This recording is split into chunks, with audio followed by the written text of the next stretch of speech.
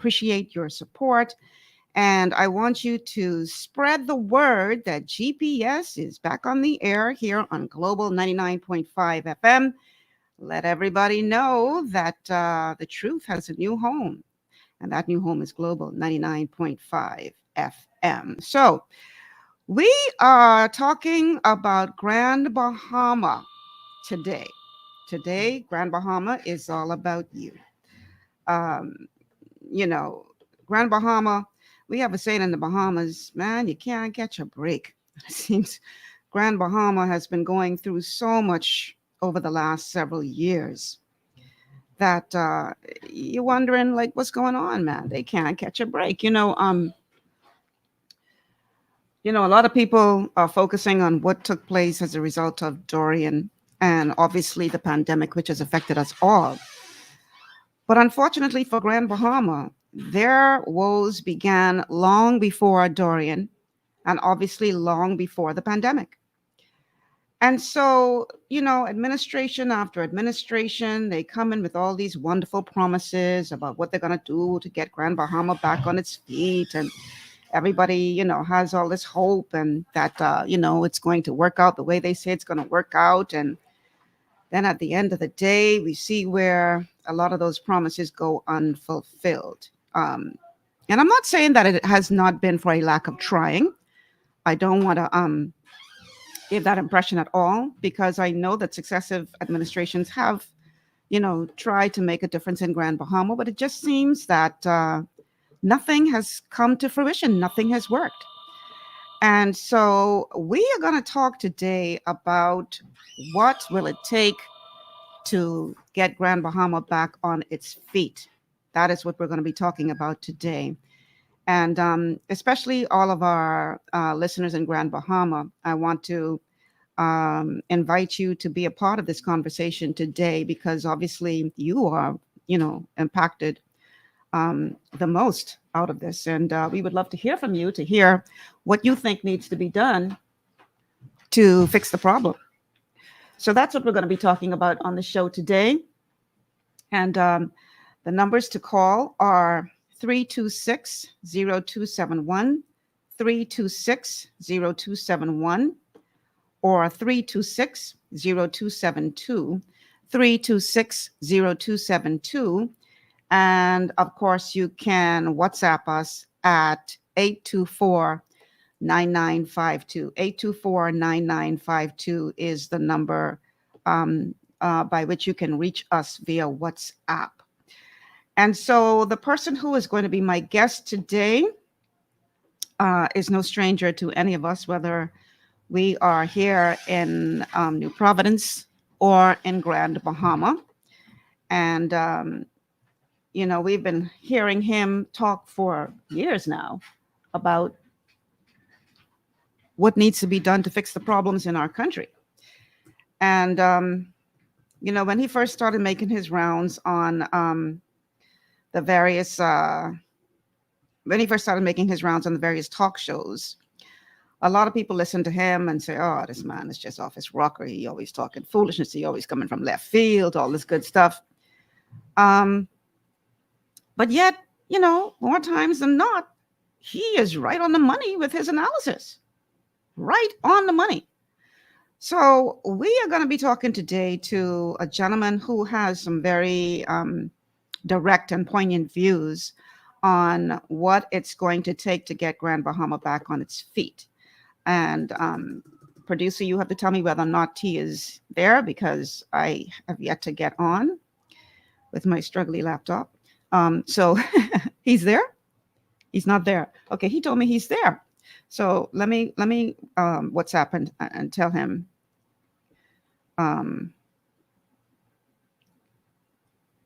Okay. He told me to send it to him at some other number that I don't have for him. So let me just send him the link real quick to this new number, so we can quickly get him into the broadcast. Okay, let me do that real quick. Switch number on me and tell me. Okay, I just sent him the link to get into the broadcast. I am speaking of none other than C. Allen Johnson, and known in many circles as the critical thinker. Critical thinker is going to be with us here on GPS today to talk about Grand Bahama and what really needs to happen to try to get that island back up and running. Because let me tell you something, I am old enough to remember when Grand Bahama was the spot. I mean, that was a place where it was happening. Grand Bahama's economy was strong, and it was a vibrant, growing city, and Freeport in particular, a vibrant, growing town. And, things were looking up. Grand Bahama was the place to be. And then, it got hit by a series of storms that really, I mean, wreaked havoc on the infrastructure on the island. And it just seemed to be, problem after problem, setback after setback, to get Grand Bahama where it is today. And Grand Bahama today is truly a shadow of what it once was. So does that mean that it can't get back to where it was? I don't believe that's what it means. I believe that Grand Bahama is more than capable of getting back to where it was. We just got to figure out what steps need to be taken to get there. And so I'm told now that my guest is on the broadcast, so we're going to bring him in. C. Alan Johnson. Yes, yes, just turning off these devices. People will call once they see me on air. Well, give them these numbers to call. 326-0271. Tell them call there. 326-0271 or 326-0272. 326-0272. Those are the numbers to call. And they can also WhatsApp us at 824-9952. But if they got so much to say, tell them say it on air. We won't hear them. I know. They always say this. Don't forget this. No. We ain't playing that game today. We're not playing that game today. They got to call in themselves and let their voices be heard. Because I really want to hear from as many people from Grand Bahama as possible. You know what I mean? So it's not just me and you talking. It would be great to have as many people from Grand Bahama tune in and be a part of the broadcast. So thank you. So happy New Year, man. I see you since Caesar's greeting. Happy New Year and all the good. It's good to see that you're back. Okay. I gotta adjust my schedule to make sure I'm around for you. Yes, you must, because I always follow. I say, because believe it or not, just like you say, Grand Bahama is the linchpin to the economic recovery of the Bahamas. And so your show gonna have to take some focus on Grand Bahama to make sure that the Bahamians know what's happening here or the potential that's here. Absolutely. So let's start at the beginning. How did Grand Bahama get to where it is right now? Failure of leadership in the government for the last since 1992, and failure of the Grand Bahama Port Authority from around the same time. I know a lot of Grand Bahamians will want to counter and tell me about the facade of investments and things that has happened, and Everson George was a wonderful benefactor. But the question is, if anything was built that was sustainable, then why is it still not here even after his departure? And so oftentimes is that we have created almost like a slave mentality. When Massa was here, boy, this plantation was not like this. But Massa has died and left you the plantation. You don't need to reflect back on what he used to do to you or for you. Right. Well, that is not the answer that I think a lot of people were expecting to hear. I think people were expecting to hear that the problem was related to other issues. Well, yes, here's the problem you have. Here's the problem you would have with that, right? See, what happens is we have become almost like an insular type environment. We only want to compare us to us. And when we want to compare ourselves to the international community, we will try to find one of the 202 countries around the world that is doing worse than us as a comparative analysis. This is why we always move the goalposts. But success is how well you have done based on what you are capable of doing, not how well you have done compared to how bad somebody else has done. And so when you go back to what Grand Bahama potential was, and we talk, and nothing like COVID has brought us to the reality that myself and others have been predicting for almost a decade and a half. prepare ye, prepare ye, prepare ye. And now we are here. Famine is here. And Joseph and the others, the Pharaoh land with the pharaohs was doing for the plenty. I was telling them from my dreams, prepare for famine. Well, famine is here. We're seeing it in the news where food shortages and food prices is going to spike. We have food availability. 60% of the Bahamian families are now living on less than $4,200 a year. The minister, the chairman and the chairman for the PLP and minister of foreign affairs put at 47%. That's an old figure. It's closer to 60% or more. That is poverty and abject poverty of this Bahamian economy, and that's for people who is employed part-time or underemployed, and those that are unemployed. And so this is the reality. We're not good with statistics. We're good at hiding it or massaging it. But let's go back to Grand Bahama. We talk about this evolution. Grand Bahama was one, if not the first economic zone in a free port definition. The word is free port, and that's where we got the name Freeport from. And so it is actually none other, and will probably never be another like the Hawksbill Creek Agreement.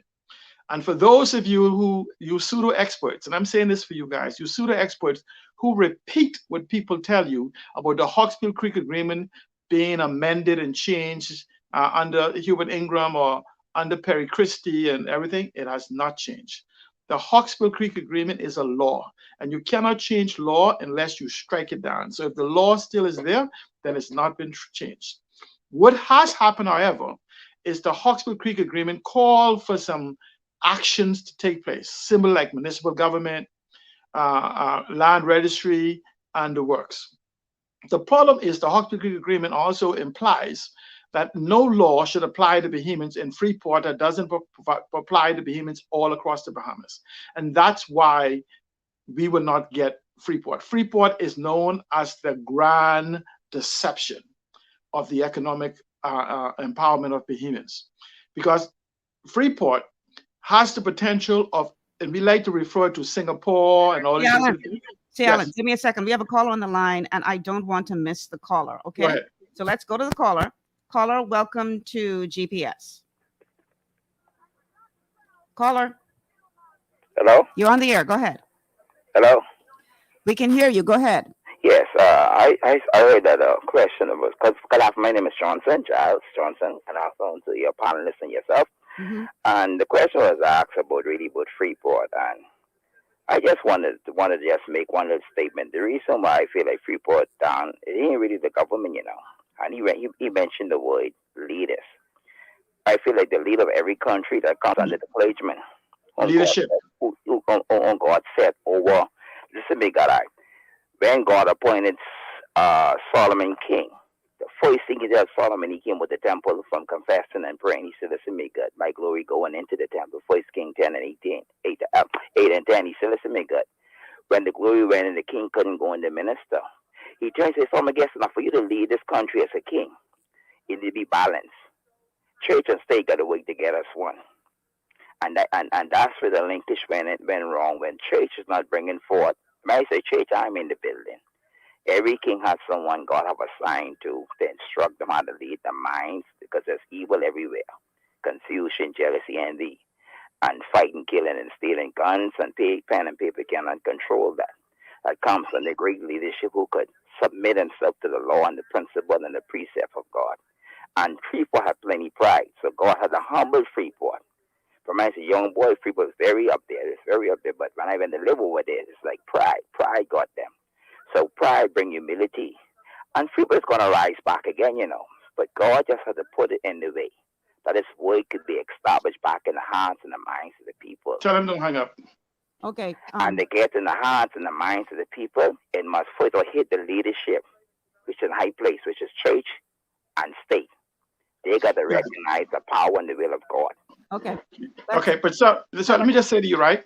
Mm-hmm. Two things destroys this country: politics and religion. They're all based on superstition rather than the actual principles of God or the principles of good governance. Right. See, I understand your quote of going into the temple, but please, the permissive will of God allows things to happen.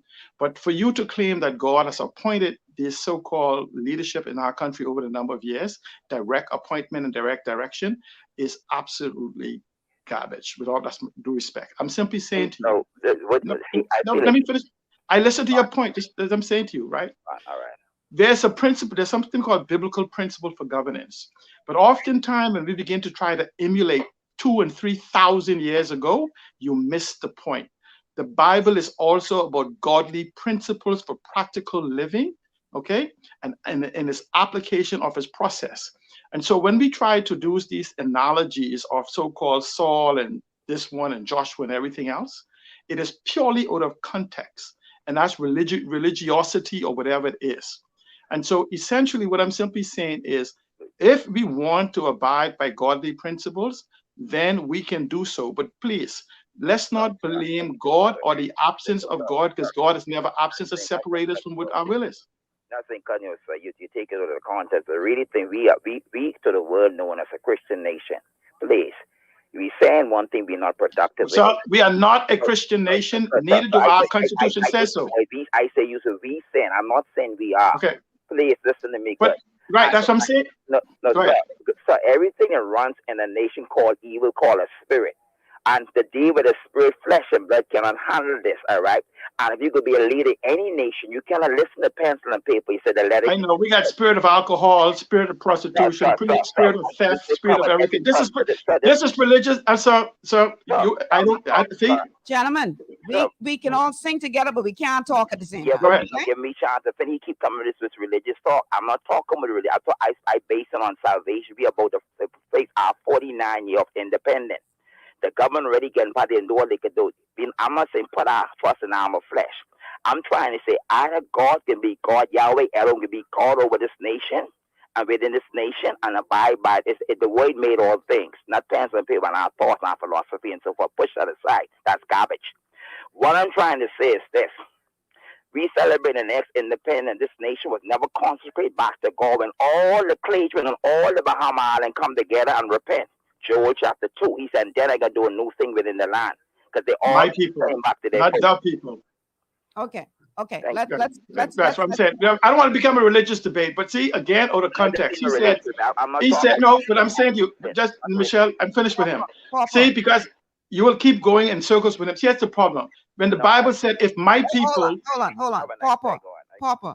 Yeah, give him an opportunity to respond, okay?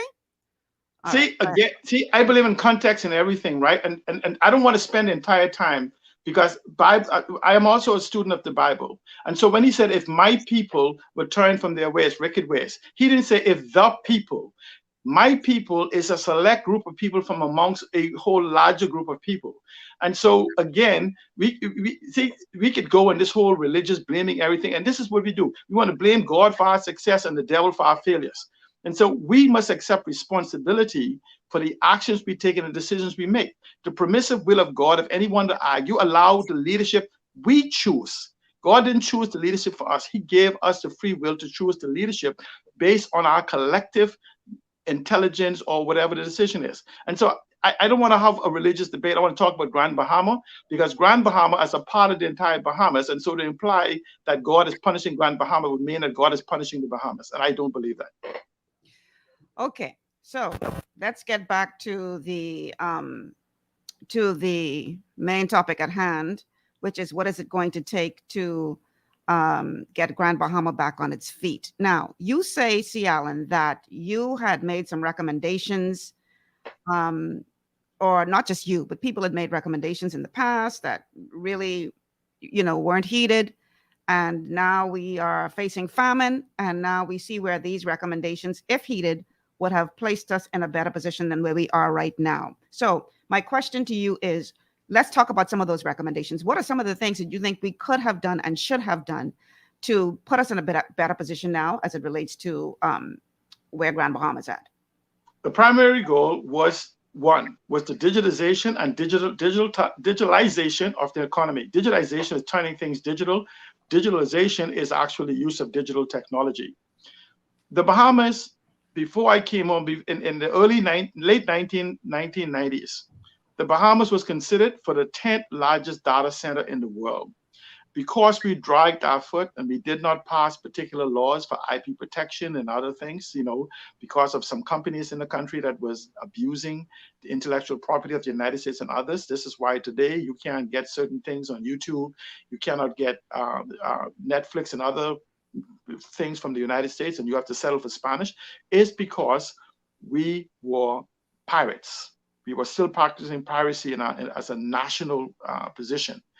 And so the data center ended up in Miami, which now is about to become one of the largest tech hub days in the world. It did not, however, remove the fact that the Bahamas is the most digitally prepared country in the world. Now, I want you to understand, I'm saying the Bahamas. This is not my report. In The Guardian, December of 2019, I think it was, or 2020, they ran an article saying that the Bahamas was the second. But they were just talking about pure technology, not the infrastructure, not the geolocation, some other things, variables on it. Now, I want you to pause. Out of the 200 countries in the world, the Bahamas is number one prepared for technology for the world we are now. I want you now to consider that Freeport, not the Bahamas, not Grand Bahama, Freeport, if treated as a country, would be number two. So here it is in this country, we have the number one digitally prepared country in the world, and we have the number two digitally prepared country in the world is Freeport. Contextually, Freeport is 30 square miles smaller than Singapore, that we always like to refer to. Freeport fits in the Grand Bahama maybe 4 times, maybe a lot more, 4 to 5 times. Singapore, population 6 million. Grand Bahama, total population 50,000 or less. Infrastructurally, deep water harbor, geolocation, 80% of all shipping traffic to the east coast of the United States pass in our waters, our territorial or economic zones. We are the third largest barrier reef where fish and the fish sea life is born and happens. We sit maybe on average 100 miles, 60 to 100 miles off the coast of the United States. The greatest consumer of technology, goods, and services. Over $3 trillion a year of goods and services is traded in the Bahamas. Forget the $16 billion GDP. $3 trillion according to WTO. $3 trillion a year of goods and services is traded within the Bahamas. We are ideally located for everything then and everything now. We just need now to change, to either adopt and adapt to the 21st century. What we've had is we had leadership. I want you to understand, or going back to another point, the first digital revolution began in 1992. And believe it or not, that was the major shift of governance in the Bahamas with Hewitt Alexander Ingram administration coming in. But the question is, as the world has technologically advanced in the first digital revolution ending in 2017, how has the Bahamas, having that designation, advanced? We have not. We are now in the second digital revolution, third technology revolution, fourth industrial revolution, in the IoT, all of these various aspects of globalization that we didn't understand. We wanted to go the other way. The WTO was just the pen and paper way. And we have yet to wake up and have a conversation beyond your show, Michelle. No other talk show host talks about tomorrow or even today. What's now, what's new, and what's next? Because we want to always spend our time talking about what somebody did or didn't do or whatever from yesterday, as opposed to doing what they say. The best way to guarantee the future is to build it. And so here we are, most digitally prepared country in the world, easily 125,000 families or individuals, workers in this country is unemployed or underemployed. And most of them, out of that 125,000, 80% of them is not going to go back to the jobs they have. And so the only alternative we have is the digitalization of our economy. We've heard the former administration talk about these, and now the new administration, the orange economy, the blue economy, the green economy, the knowledge economy, the conceptual economy, the digital economy, and that's the small d, which is all built on the global digital, on the larger d, the larger digital economy. Then we now have a concept that was proffered by Eden Mary Gator called the Aca Marine Economy, which is a combination of those economies, which is uniquely only possible in the Bahamas, the Aca Marine Economy. And so here it is that if you look at each one of these subsets, you could create literally 50,000, 100,000 jobs in the next 2 to 3 years. But it requires a disruption. And this is where Grand Bahama is very important in what is called the Grand Deception. It requires a disruption of the economics and political power in our country. This is why in 1990, when it required that a municipal government be established in Freeport, none was given to us. We was given this facade in 1993 when they wanted to delay the implementation of the tenets of the Hawkesbury Creek Agreement. It was not an extension. It was a delayed implementation of the Hawkesbury Creek Agreement that bypassed these things that were supposed to happen. So what happens is, if you were to give municipal government self-governance, self-taxation that they're trying to give us variation of right now, and 50% of the taxes generated in Freeport would have stayed with the local government authority, which would amount to maybe half of $150 million a year. And so essentially, then Freeport, and by extension, East and West Grand Bahama, could have came together as a coalition, almost as if to a state, and begin to develop its own economy. We have, according to the Hawkesbury Creek Agreement, we have autonomy over the airport, we have autonomy over the harbor, we have autonomy over air at the police department, we have autonomy over customs, we have everything. These were things they want to strip off. So essentially, the Hawkesbury Creek Agreement, in the purest tenets, the Grand Bahama Port Authority that often people refer to, which is the greatest, the Grand Bahama Port Authority is the greatest scam there is. And this is why they hide the documents. And I challenge them to bring me on this. Because what happens is those reports that I've seen, I can't hear you, Michelle.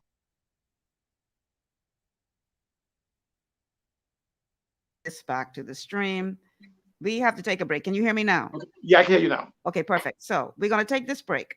And then when we come back, we are going to continue this conversation with C. Alan Johnson with regard to what it's going to take to get Grand Bahama back on its feet. We invite you to be a part of this conversation. The telephone numbers are 326-0271, 326-0271, 326-0272, 326-0272 are the numbers to call. And the WhatsApp number is 824-9952, 824-9952. What is it going to take to get Grand Bahama back on its feet? Let's talk about it. We'll be back after these words from our sponsors.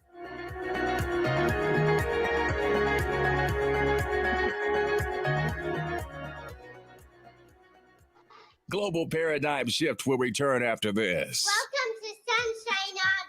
Welcome to Sunshine Auto, the hardest place on the planet for rims, tints, and tires. We are your auto superstore for rims, Lexani, Azaras, Trueform, Western, Lux, Fuel, Tracklight, Tough, Rough Racing, Velocity, Mud, All-Terrain, and low-profile tires. Cars, homes, and commercial window tinting. At Sunshine Auto, we put God first and customer is king. Blessed love.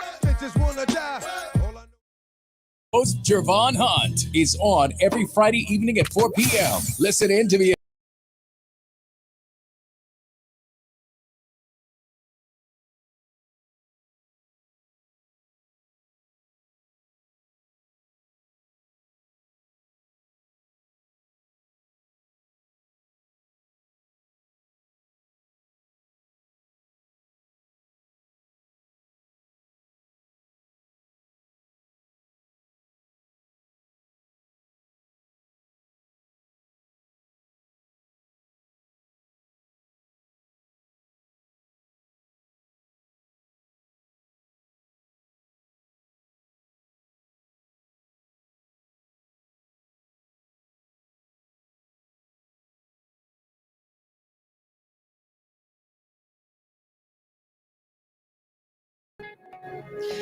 And we are back. Welcome back to GPS, Global Paradigm Shift on Global 99.5 FM. Michelle Malcolm here, along with my guest, C. Alan Johnson, who we are now bringing into the...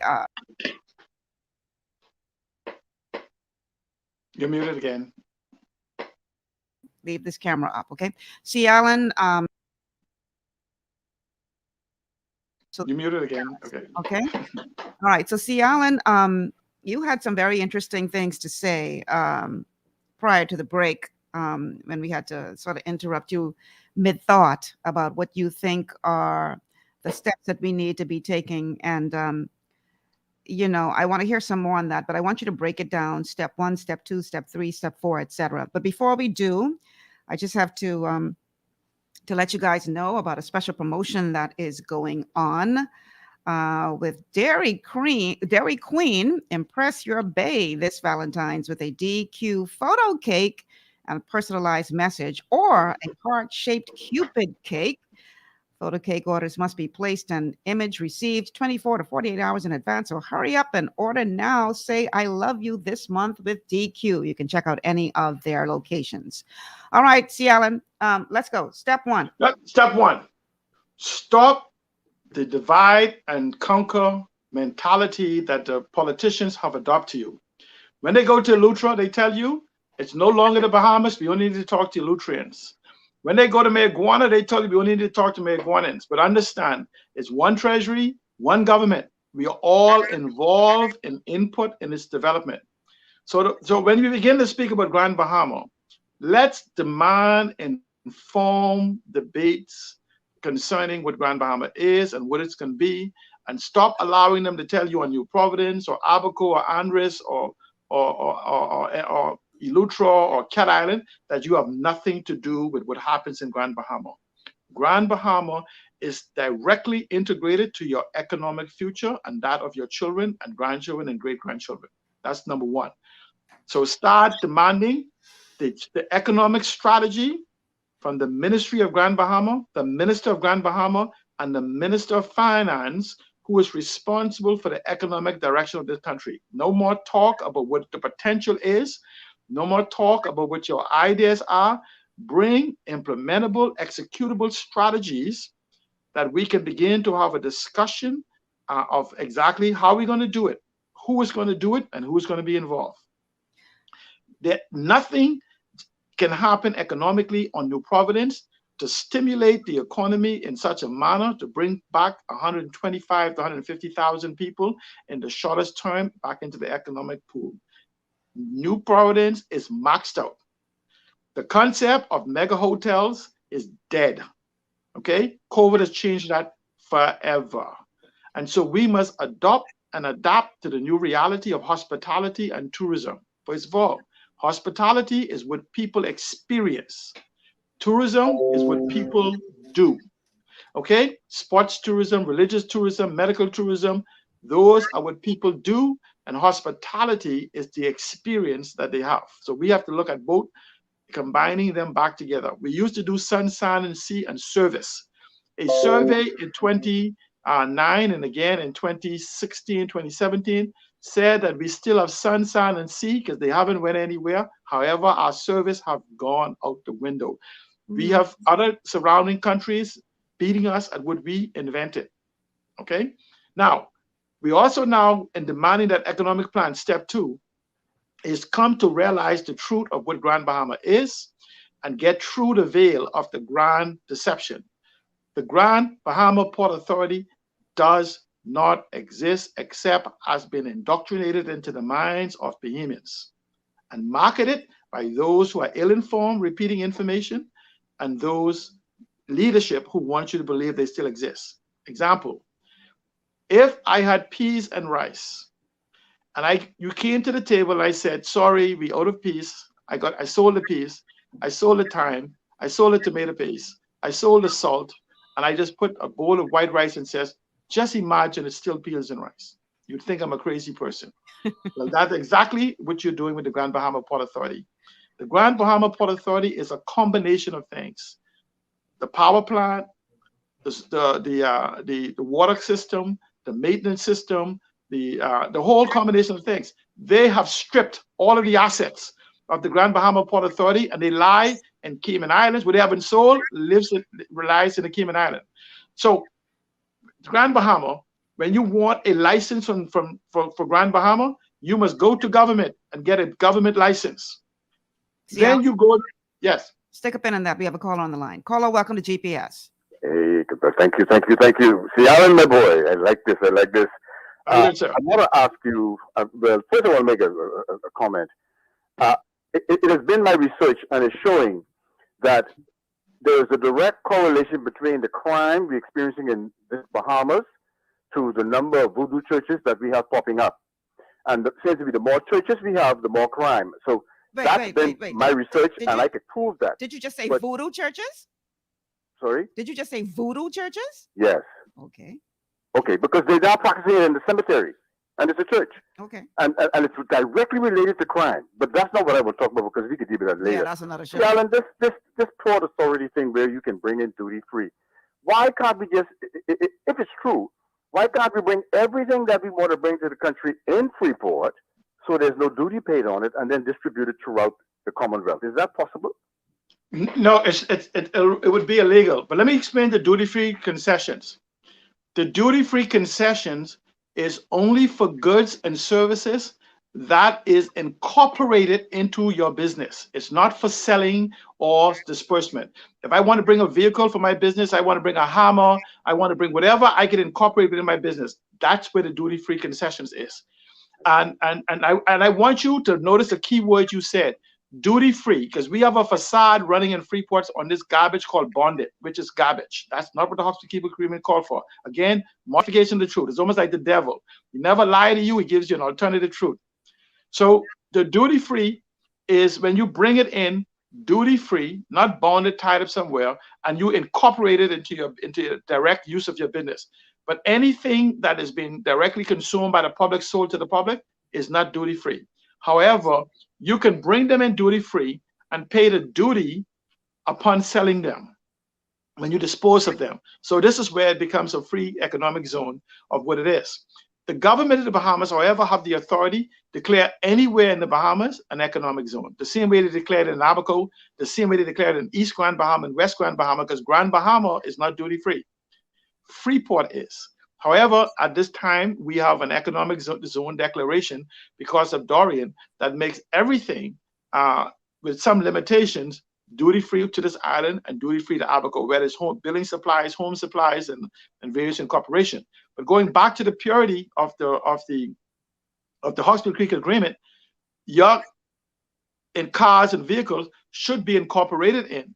But we have some hybrids that we have created where you get a car in Freeport, you can't go to East and West. The Hospital Creek Agreement does not address that as such. And so and this is where we have to have a real conversation on what Freeport is and what Grand Bahama potential is. But believe it or not, the need for duty-free around the Bahamas is lack of the economic ability for us to carry our own weight. Because if you have people living on poverty wage, then you must also you must find a way to subsidize them. And so if we actually have a balance of the economy, which Grand Bahama does. And Michelle asked a question: what's stopping Grand Bahama? Fear from the leadership, the oligarchs, and the plutocrats, that you, the people, will have the power returned to you. Thank you so much for calling, caller. See, my question, and you sort of led to it just now in that answer, C. Allen. My question is this: if you know all of these things, and so many other people know all of these things, I would think that the leaders of the nation know all of these things too. So is it that I am holding them to too high of a standard, that they really just don't know no better, or they just intentionally, aren't so quick to make this happen because of what you just said? The leadership is chosen from among us. On September 16th, those individuals was told, many of them were ignorant to what I'm telling you. Don't believe because they were elected, they became this genius dome where they believe they know everything. They do believe it though, but they don't know. But there's many who have served in government, and who's serving in government right now is well aware that we could test these theories. But because what happens is, if you develop Grand Bahama, people in New Providence killing themselves for land on New Providence, $100,000, $150,000 for a piece of spot. You could come to Grand Bahama and find land as low as $5,000, and on average in Freeport of about $20,000, with all infrastructure, light, cable, internet, everything ready to build. $25,000 for quarter acre or more, with everything that is necessary. The problem is they would not allow the economic development of Grand Bahama, and they've used the Grand Bahama Port Authority as a boogeyman excuse whipping pole. So whenever something happens, they go and hide behind the state what the Grand Bahama Port Authority is not doing. But if you go back to the Hawksbill Creek Agreement to 1990, you will realize that the Grand Bahama Port Authority technically didn't exist. This is why they divested themselves of all the assets.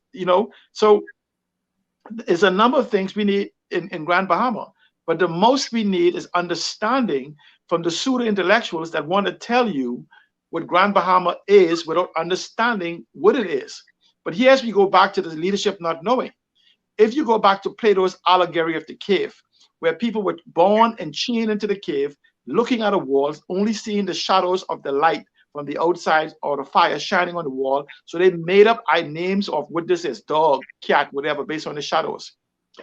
One day, one of the prisoners in the cave got out and went outside, and the light from the sun hurt his eyes. Eventually, his eyes adjusted, and he began to see what a dog looked like in real life, a tree looked like, and the trees have many colors and everything else.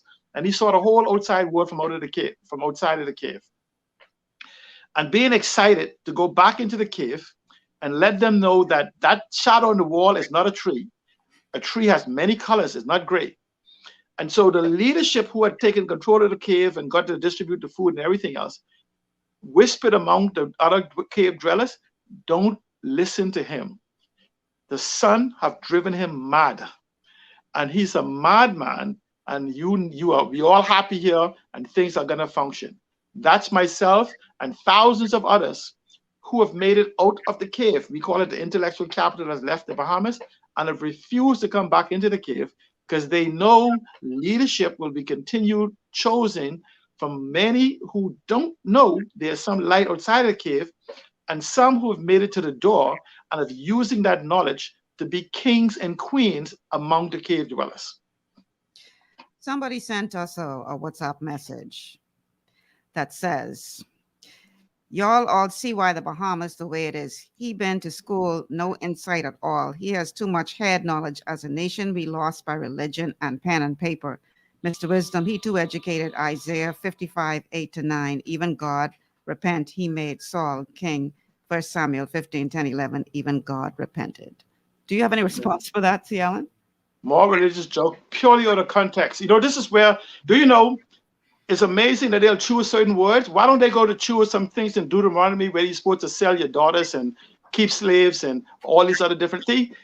See, this is where I said religion. I didn't say relationship that God came for. God never invented religion. Okay? He came for relationship. And the problem is religion is a man construct, and I'll bet you most of them have some denomination they subscribe to that is purely garbage, that you must go through some pastor or something, and they take words out. The Bible itself said, study and show yourself approved. And that root word means go out of, okay? And I guarantee I've met religious fanatics, and I've given them the Tanakh. And I asked them to read the Tanakh, and they tell me, I don't read nothing but the Bible. And I go, really? So the Bible is an interpretation of the Tanakh, but you wouldn't read the original document. This is where religion does. Religion, sole goal, is a method of control. And I'm saying to people, if you want the message of God, seek relationship with him and dump that religious garbage you've been taught. All right, so let's get back online with the topic at hand. All right, so let's go to step number 2. What's step number 2 for us to take to try to organize? Right. So step number 2 goes back to something I said before. Demand a strategy so you could see yourself. How do you fit into the strategy? Were they talking about these different things? We need an airport on Grand Bahama. In case for people who don't know, the airport is the responsibility of the Grand Bahama Port Authority under the Hawksbill Creek Agreement. How do we, if you say this agreement still exists and the Grand Bahama Port Authority still exists, why is it on our shoulders? Why?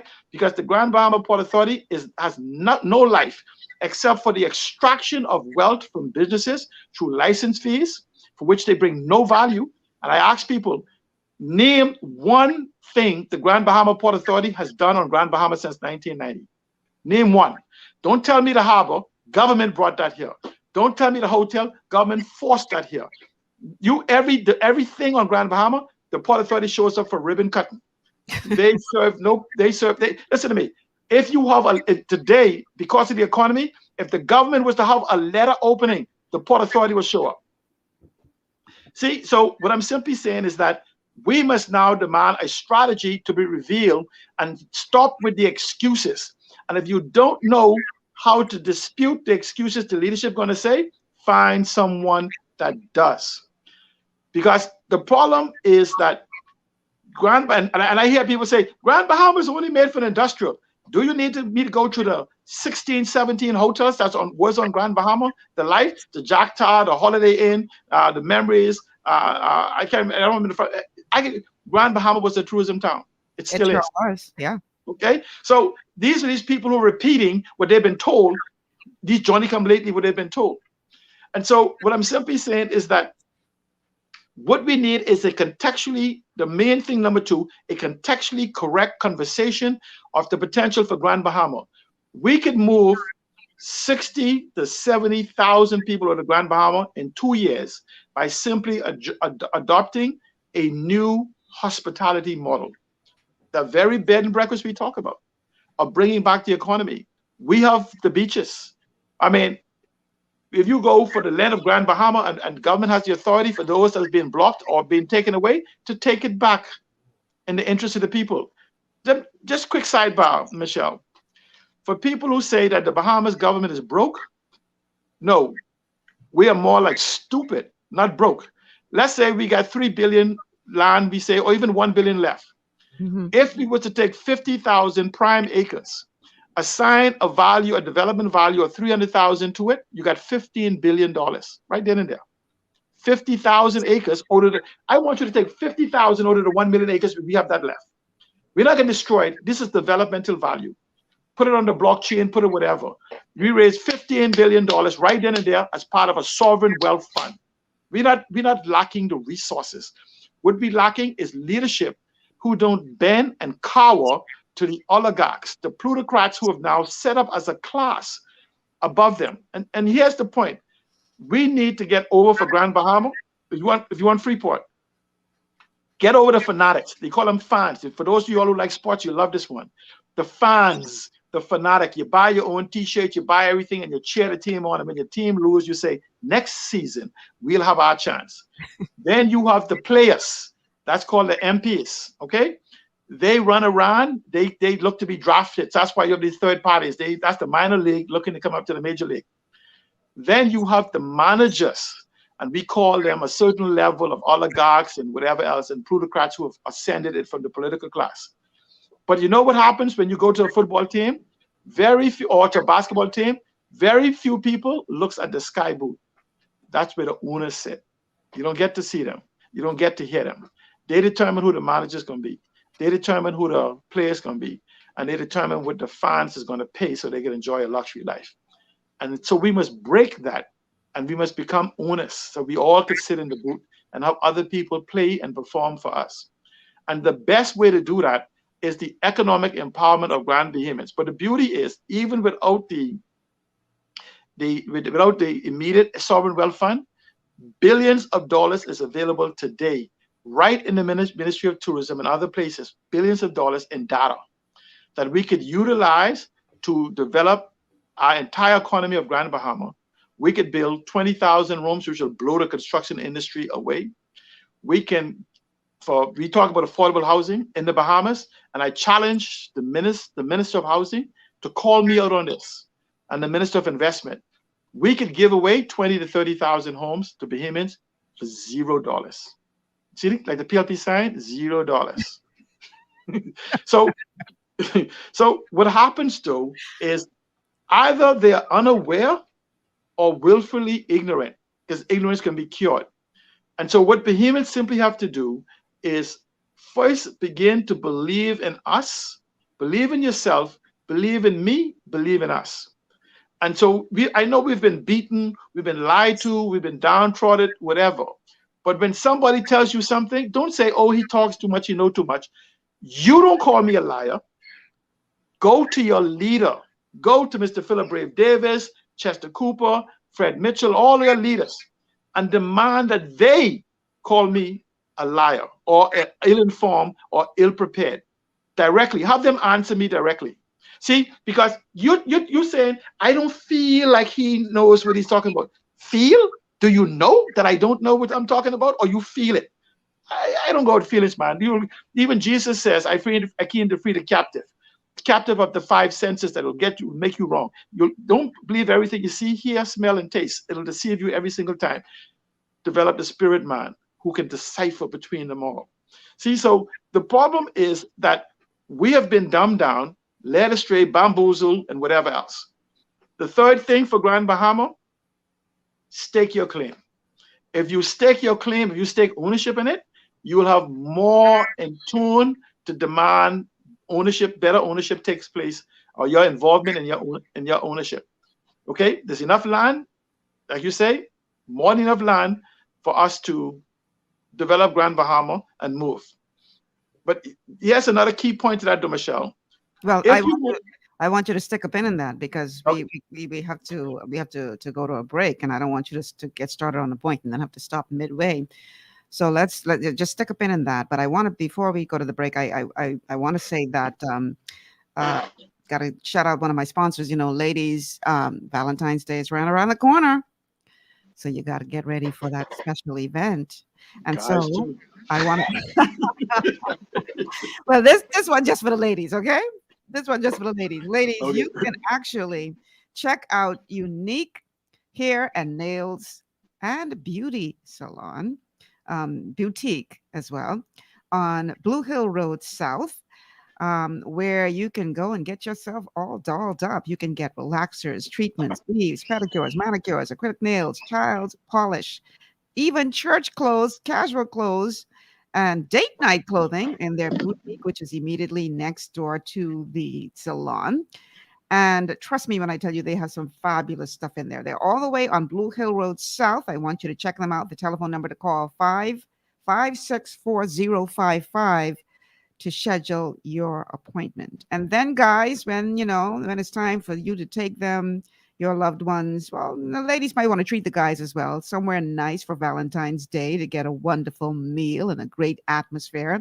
Why not check out the Tiki Bikini Hut on Junkanoo Beach? Listen, Byron Coley Austin and his crew go all out to make you feel like family. You walk through the doors and they start playing the Junkanoo music just to welcome you. That's how much they appreciate your business. But the food is absolutely incredible, both in the way it tastes and the way it is presented. You get to hang out on the beach, you get to enjoy the sun, the sand, the sea, and it is in a family friendly environment. So definitely check out the Tiki Bikini Hut on Junkanoo Beach, whether it's just for lunch any other day or for a special occasion like Valentine's Day.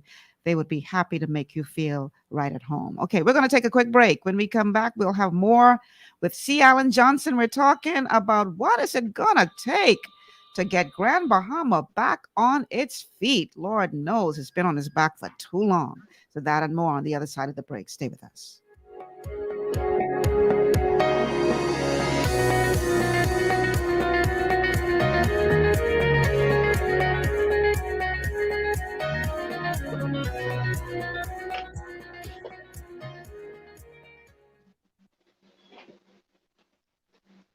Welcome to Sunshine Auto, the hardest place on the planet for rims, tints, and tires. We are your auto superstore for rims, Lexani, Azaras, Trueform, Western, Lux, Fuel, Track Life, Tough, Rough Racing, Velocity, Mud, All-Terrain, and low-profile tires. Cars, homes, and commercial window tinting. At Sunshine Auto, we put God first and customer is king. Blessed love.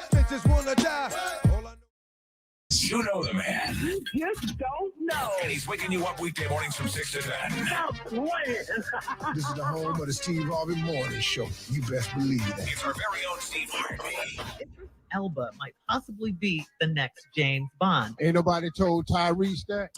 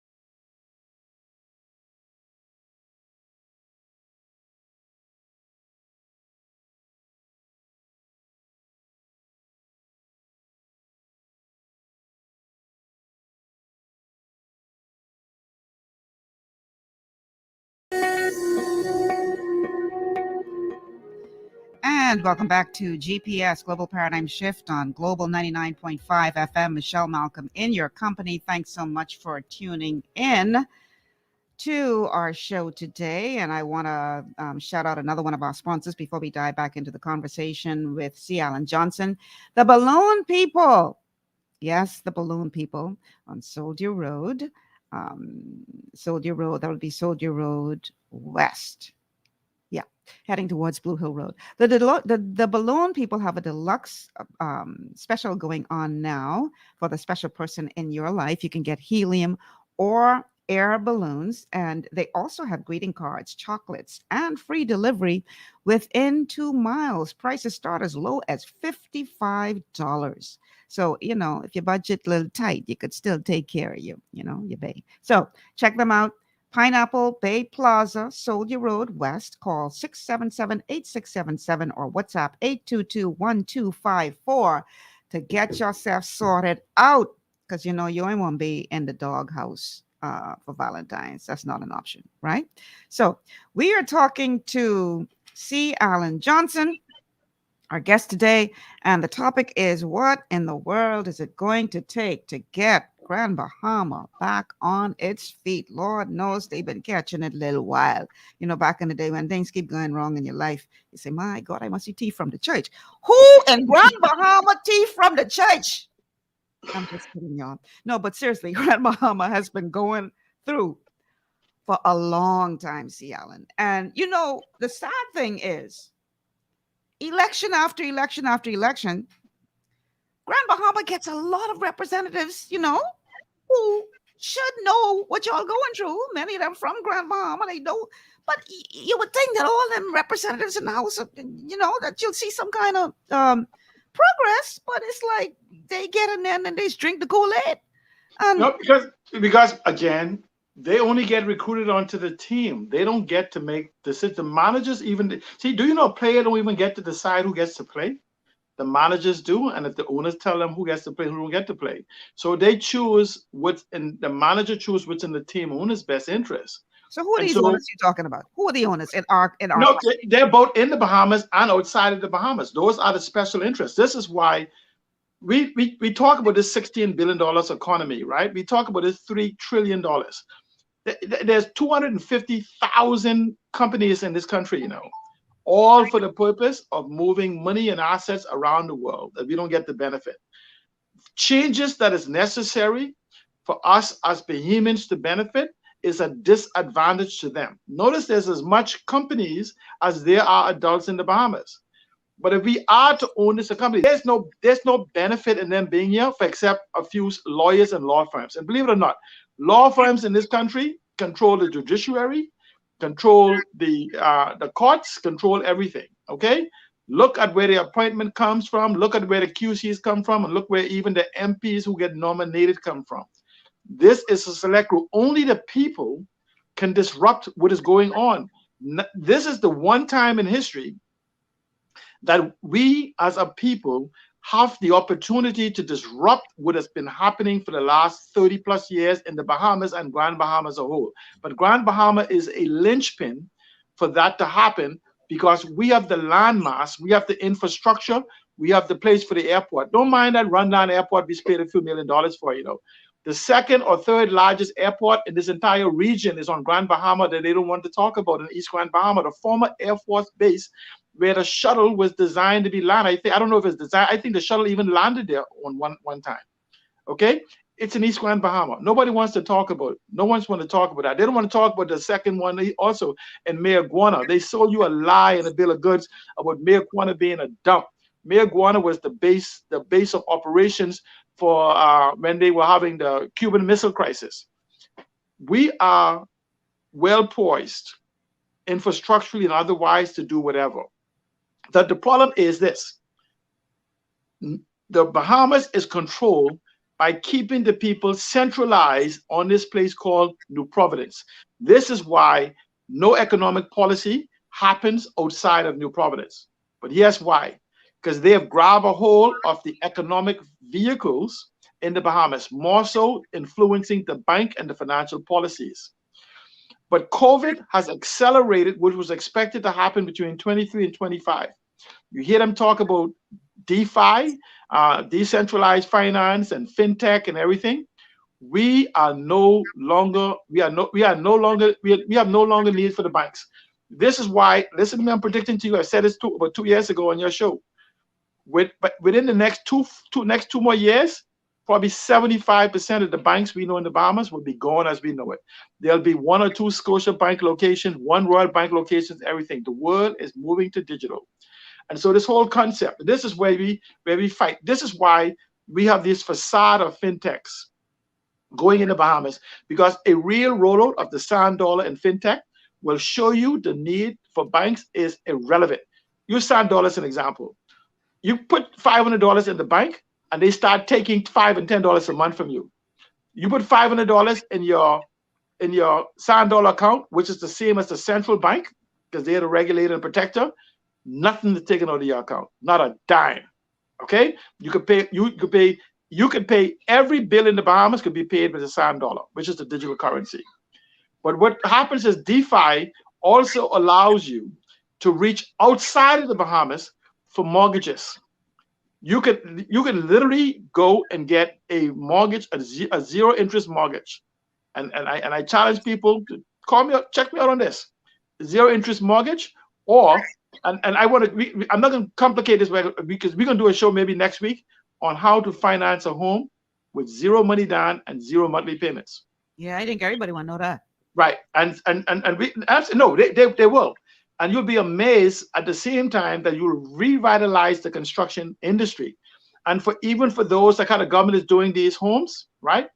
It'll be hard pressed.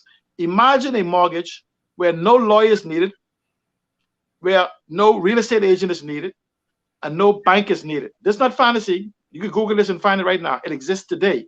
And the problem is that it has no borders, and it exists right here in the Bahamas. And I invite people to reach out to me on social media or any one of my accounts. And we can begin this immediately. And instead of buying this encampment called affordable housing that's done by government, where they give you a fraction of the lot that you should get, I'm talking about building a 1 acre lot. I'm talking where Michelle, let me tell you what Grand Bahama can provide. Grand Bahama can give you a house with zero money down. Listen carefully, zero money down, zero payments, and pay you $2,000 a month for living in the house. Okay, so you looking to cause a stampede to Grand Bahama now. I hope so. But let me tell you why they would not, we have to demand this happen. Mm-hmm. What happens is you go back to how they control New Providence, the finances. This is why they fight and they control the harbors and the airport and the transport system. They don't have that control on Grand Bahama or any other island. They're trying to get Andres and Mayaguana. They're the 3 major points. But here's what happens. The reason they want you there is because they control the prices, they control the economy. Anybody on Grand Bahama tell you that you could go 60 miles, 75 miles offshore to Miami and get all your goods and services and bring it back to Grand Bahama for a fraction of what it'll pay for. The only problem with that on Grand Bahama, nobody got any money to do it. But the fact is that if you want to develop Grand Bahama with its hundreds of thousands of acres, right? And I said to you, Freeport is massive compared to Nassau, or New Providence as we call it. We call it Nassau as New Providence. Mm-hmm. And Freeport could sit in Grand Bahama 4 times. So that tells you the volume of people can handle and the land mass we have. But here's what happens. If we were to build those 20,000 homes in Grand Bahama and give them away, do you know what happens when 20,000 families move from New Providence? What? Scary. 40,000 votes. Divide that by 5,000. You get 8 seats. Leaves New Providence, and now the majority of the voting public now lives outside of New Providence, and the people have control of New Providence that can influence those MPs, and those people no longer be able to influence you. Because imagine that you have the economic power within your might. If 20,000 of you is equal to the 20,000 of you will be a massive force compared to the small select group of families, 17 families. And so you will become economically superior to them because you will not need their services for banking. You will not need their services for auto repair, auto purchasing autos. You will not need their services for fuel because you can use solar energy. You will not need. So this is where the disruption. We are in the age of disruption.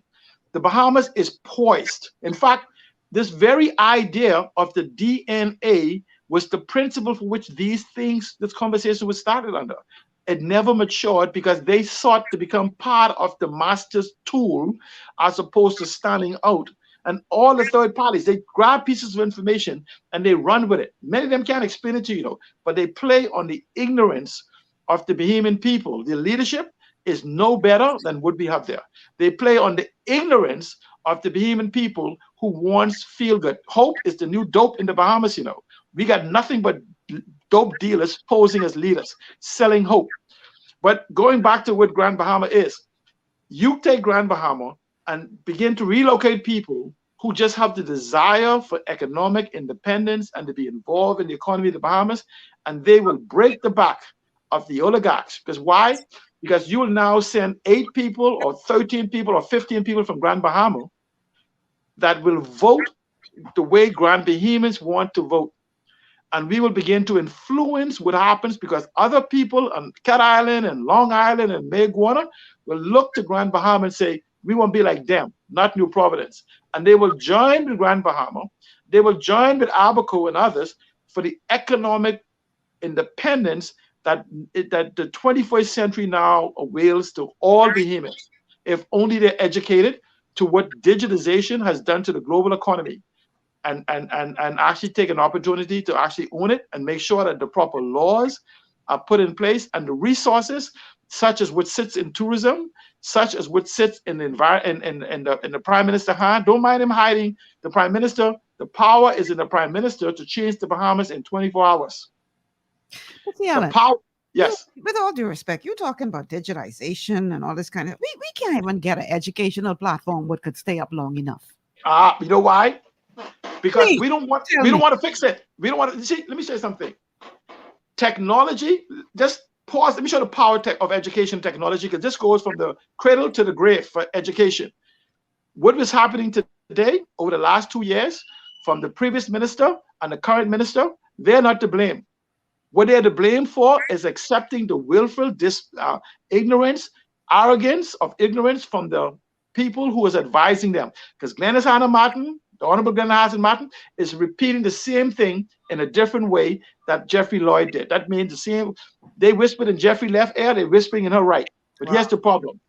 Education, when you embrace technology, we don't have to reinvent the wheel, Billions have been spent already to do this. Khan academies and all kind of models already there. We spent $16 million on our own model for some guys in Jamaica that couldn't fix Jamaica education system. We want to fix ours.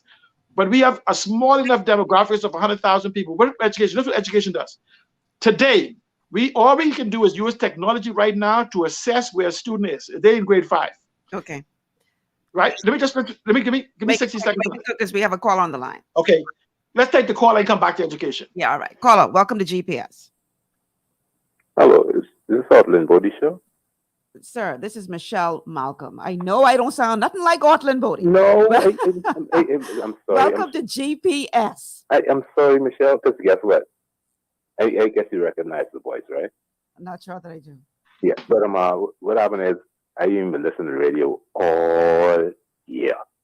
Okay. And it's a leak called Outland Bodie. He's no longer with this station, sir. So we're talking about Grand Bahama and what is it going to take to get Grand Bahama back on its feet. So do you have a contribution to that show?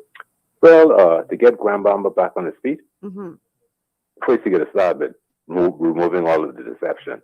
Okay. And go in there and basically like to look at the infrastructure. The infrastructure after Dorian is basically still in shambles, right? No. Go ahead, we're listening. No. And I'm asking you, is the infrastructure no. It's no. Down, that's what I'm saying, yeah. So I mean, it's like the houses made damage. Our roads, everything is there. The airport is there. The building is not. I'm saying that's not infrastructure. The buildings are not. No, and then the government, the previous government, I understand that they bought that location for $1, and they're going to be building, but it didn't even make no sense because if that area was always swamped in, even when there were minor storms, not major storms, what sense is putting an airport there when, in essence, it's going to flood out? in reality, you know. No, because technology allows us to build to accommodate that. Okay, so what you're gonna do? You're gonna put the runway on still? No, let me ask you a question. Yes, No, sir. listen, be careful. How many planes do you know fly in hurricane to deliver tourists? Yeah, no, no. I know they do, right? But what I'm saying is, I'm not talking about the plane. I'm talking about the land. The land is underwater. No, And the that's what I'm plane- saying. Beg pardon? But as I'm saying to you, the storm is 24 hours. The water Yeah. that goes there doesn't stay there for days and weeks. It recedes almost immediately. The runway, everything is there. It hasn't been damaged. It just But the damage at the terminal. How about left in the terminal? no, but as I'm saying, but we can build buildings that can withstand that purposely designed. Yeah, You understand what I'm saying? Exactly. Huh? Exactly. Me and you on the same page. But Right. you know, I said the word stilt, right? To elevate it above any kind. I'm saying if you know that the water levels are going to rise to 4, 5, 6 feet, 10 feet, right? So Right. I mean, like common sense to tell you, okay, look here, let's put this building up on stilts and do a ramp to it. So in essence, what you're saying, caller, is better planning, because I don't want us to get It's bogged planning. down. Yeah, It's because planning. we do have another caller that's waiting on the line. So that I just want us to be more concise. So in essence, what you're saying is we need better planning for Grand Bahama for the Yeah, infrastructure. you have to plan. Yeah, You don't just haphazardly just put buildings and Right. boxes and hot boxes. It's like, we already know what happened in Dorian. We know what happened in previous storms, right? right. So I mean, like, why? If common sense isn't involved, why would you just go and put the same or a next building, the same place at the same height, or raise it up 2 feet higher? It will be Understood. okay now. It isn't okay because Understood. you already know what happened in the past. Once you know what happened in the past, you know what to do in the future, in the present. All right. Thank you so You much for understand? calling, sir. Thank you so much for All right. calling. Let's go to the next caller. Are they still there? All right, caller, welcome to GPS. Hi, you're on the air. Yes, good evening, Miss Malcolm. Good evening, C. Allen. Hey, what you saying? Hey, 52. I'm anxious to hear what C. Allen has to say as far as using the data or the technology to know where students are, because I just really would like for him to comment on the digital apartheid and digital democracy, because I'm reading, and he's well versed in this field, right? So, the thing is, as far as the digital democracy, capital surveillance and data rights, and how these big tech companies are using the data cloud to sell to companies. And so I'm looking at the monetization of this and where we are at this level, because most people seem to be ignoring it. I know he mentioned it a few times on the radio. So that's where my head is at. And so just a little thing to Big Brother, man. Yeah, there's no such thing as too much head knowledge. That's just jealousy, man. I don't know what's wrong with us people. Give thanks. Yeah, man. All right, 52. Thanks, 52. Just on a side, I can come back to education because data is a part of it. Okay. The Bahamas is the only nation in the world, as people begin to fight and push back for data privacy and data sovereignty. The Bahamas is the only country I'm aware of that can give constitutional data privacy and constitutional data protection. That would make the billions of people around the world who want data privacy and data sovereignty to flock to the Bahamas if the proper legal infrastructure is put in the world. The same way Estonia gives digital passports. We could retire our national debt by simply passing the proper data laws. But of course, it also disrupts what we have been doing in the past. So essentially, by becoming a digital citizen of the Bahamas, you would all Facebook, Google, and all these major data aggregators will be forced to follow the rules that we give for data ownership, meaning this. Anybody that has data on you, Michelle, if you're a citizen of the Bahamas, digitally or regular citizen, would have to disclose to you the data they have. And remember, like how you have ASCAP and BMI for the record business. If they make a profit from it, they would have to give you a percentage of the profit because it's your data that they're exploiting individually and collectively. You would then also, you could require a certain amount of data to be kept in the Bahamas. You could blow the Bahamas away for data storage. Because if you say, if you're going to keep data on my citizens, it has to be within my jurisdiction. Build some data centers. They're automatic when data center comes here and these technology hubs come here, the people come. It's like Singapore and the other places. And so we just need something longer than 4-year visions. These 5-year celebrities has cracked me up. I call them 5-year celebrities because that's what they're stars for 5 years. And essentially, they got a 4-year plan of getting reelected. And so we have to get away from these 5-year incarnations that we have between FNM, PLP, and thing. What we need is an agenda by people. We need a people's manifesto, not a PLP manifesto, not an FNM manifesto. We need to have Michael Pintard and Philip Brave Davis in their rightful position of answering to us, the bosses. But until we get past the point of asking for handouts, we are in a mindset, and we've been developed this a mindset of scarcity. We need to be in this Garden of Eden that God has given us of plentiful, and we need to begin to exploit the riches and the wealth. There's no other country in the world cumulatively that has the oil resources, the aragonite resources, the shipping lanes, the air lanes, the mangroves, whatever you want to go, that the Bahamas have.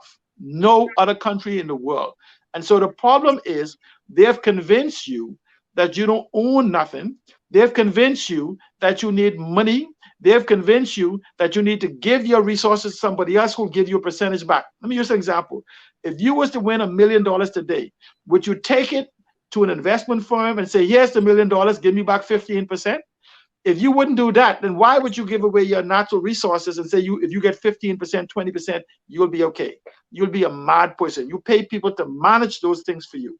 And this is why I'm looking forward to having this conversation with the Minister of the Environment, Mr. Warren Miller, who's been silent for the last 5 months. Because we are in an economic crisis, and his ministry, with the signature of the Prime Minister, holds the key to our economic revolution.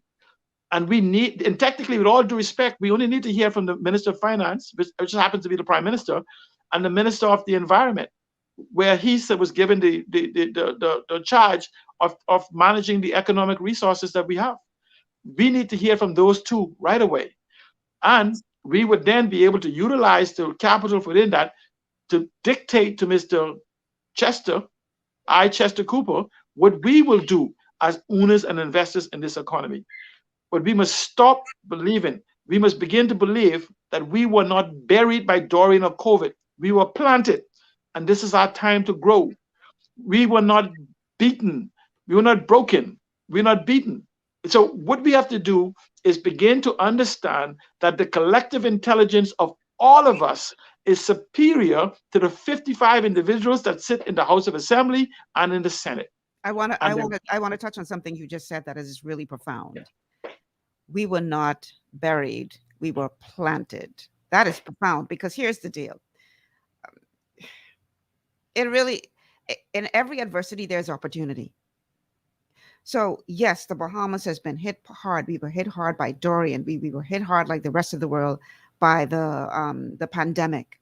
But in every adversity, there is an opportunity. So explain, please, what you mean that we weren't buried, we were planted. That's deep.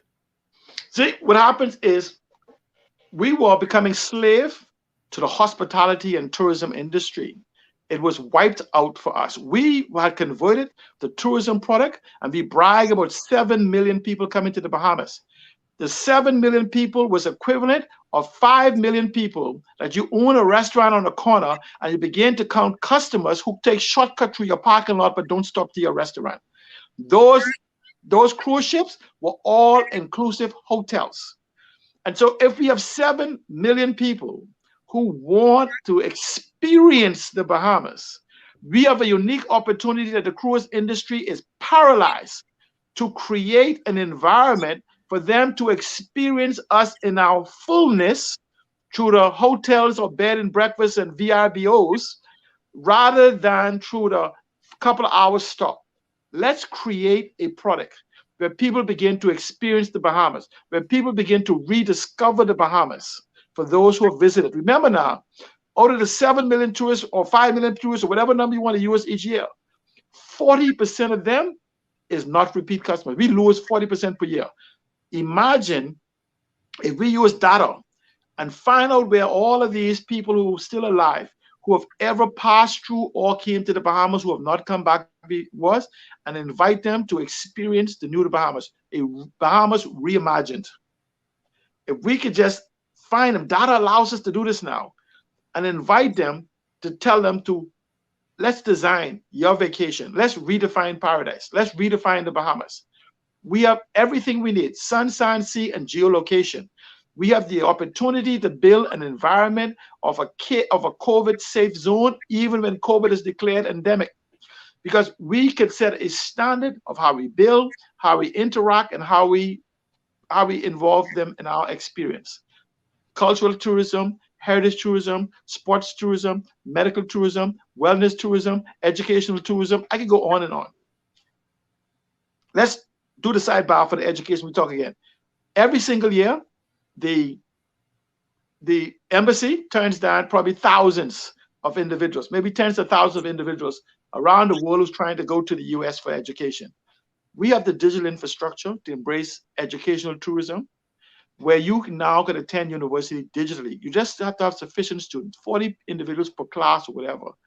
They come to the Bahamas. We don't have the requirements and we can move to also protect our citizenship by addressing that lie we do with number 7. Another thing, we have immigration conversation. You're not gonna have an immigration, you have a lot of conversation. So what happens is we move to protect citizenship. So we can invite 100,000 people, 200,000 people. We can actually fix immigration to such a point that you don't need a visa. Just drop into the Bahamas, because we'll have it where you have to live somewhere, do all these different things. But what happens is those tens of thousands of individuals that want to extend education, guess what? If you put them on Grand Bahama, you just created a university town. They can attend any university in the Bahamas or anywhere in the world, because we have the digital infrastructure to accommodate them in classrooms and housing and shopping and whatever else. The United States don't want them there because they are scared that they may use education, become economic refugees, and lay claim to citizenship through various different methods that we don't have here in the Bahamas. So they could come here. They could even have their children, and we could, when they get ready and we find that they're here violating the terms of their stay, we can invite them to live on our brand new Bahamas Air jets. And so we have the opportunity to do a host of different things, but it requires ownership of the Bahamian people. When you want a mortgage in the Bahamas, all you have to do is find, if you need a $300,000 house, right? You only need to find, what is that? 100 people. That's 100 people who wants to buy into your mortgage, and where their certain return is, and it's a combination of VIBOs, whatever, for income properties. We can talk about that, but I'm simply saying is we could build and give away houses to Bahamians on Grand Bahama. We have the crown land, we have the resources, we have everything that's needed just by digitizing and tokenization of real estate and various different aspects of this. It's a piece of cake. In fact, if you go to my pages within the next 2 days, you'll see me talking about and writing. I'll be doing some writing on beginning the process for us to talk on this whole real estate for nothing, not for nothing, but for your involvement in developing the economy, because the mortgage program requires your involvement in the economy, because your home actually acts as a stimulus and a multiplier effect for the economy. Okay. Now, stick a pin, because my producer playing the music, so he's trying to tell me something. Time to take a break. So stick a pin in that thought. We will pick up on that on the other side of this break. But before we go to a break, I have to tell you guys, especially you football fans out there, rep your team this Super Bowl Sunday. Real fans only. Have your DQ Dairy Queen cake and eat it too. Logo cake orders must be placed 24 to 48 hours in advance. So definitely check out one of your DQ locations to get your logo cake. Show them you are a real fan this Super Bowl. We'll be back after these words from our sponsors. You're listening to GPS Global Paradigm Shift on Global 99.5 FM.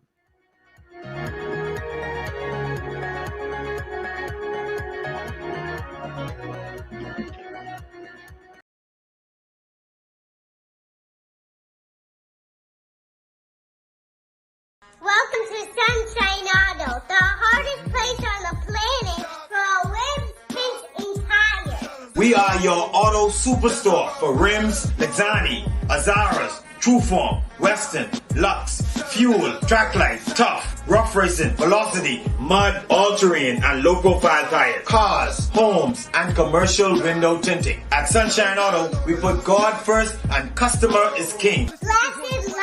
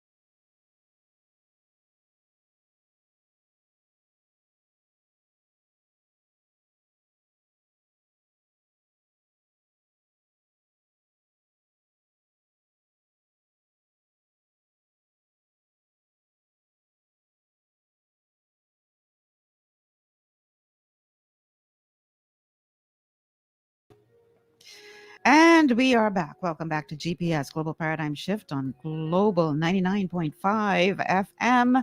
Michelle Malcolm in your company. Such a pleasure to be here as always. And today we're talking to C. Alan Johnson. We're talking about what is it going to take? Lord knows, Grand Bahama can't catch a break, man. What is it going to take to get Grand Bahama back on its feet? Our telephone lines to call, because I know you all in there, Grand Bahama, listening. So y'all need to pick up the phone. The telephone numbers to call 326-0271, 326-0271, or 326-0272, 326-0272. And you can also send us a message on WhatsApp, and that number is 824-9952, 824-9952. Now, see, Alan, I had to sort of stop you in the middle of your thoughts, so go ahead and pick up where you left off. Yeah, when you go back on education, somebody to interfere with me too. This is what I fight for. Isn't she adorable? For those of you watching on Facebook, sorry, radio audience, you can't see her, but he just put in his. Now, first of all, C. Alan Johnson ain't no spring chicken, so he ain't have no business making baby at his age. But anyhow, she must look like they must look like their mom because they dead cute. There you go. So C. Alan has his beautiful kids with him who have they've invaded my room. You know, they go back to the room right now. You know what this reminds me of? Some years ago, this reminds me of that gentleman. I can't remember which. Bye, babies. I can't remember which station he was on, but this gentleman was in the middle of a dead serious interview. Right? Come for your sister. I think it was on CNN. And then the door opens, and this little kid comes. I mean, and the kid came in, and the kid was like so happy that they actually made it into the room, and they came walking up, and he's there trying to, just keep a straight face and push the child out of the way, and then the baby comes in with a stroller. And then finally, the mother came in trying to pull them out. It was hilarious. Put on the bed for me. You did a good thing by just bringing them on and saying, okay, let's get this over with, because otherwise they would torment you. Okay, so let's get back to the point that you were making. We're talking about data and education. This is where education is very important, that we must be educated on what our economy is. First of all, I'm coming back to education, but let's go right back to the point. What does it take for Grand Bahama? Yeah. It takes leadership to actually begin to tell the truth and lay out a roadmap for the development and economic recovery of Grand Bahama and its twin city, Abaco. Not the talk, we want thought. And so essentially, we must begin to make demand, even if you're not on Grand Bahama, you must begin to make demand on the Minister for Grand Bahama to bring forth clear cognitive ideas and totally ignore the Port Authority because they don't exist. If you want the truth, we're gonna ask for the data because you can't develop Grand Bahama without the McKinsey report, all of these various different reports that we have developed, the Tech Hub report, all of these information, because we must know the negatives that we must overcome to be able to build back better, stronger together. And so the problem is that we've had them hiding information and not telling us the truth. And so we have to begin to not allow them to speak to us via the media soundbite, to bring themselves into the public and allow themselves to be questioned and engaged. Not where they come to town hall meetings and they talk for an hour and they said, one question, Seattle, one question. We got 2 minutes.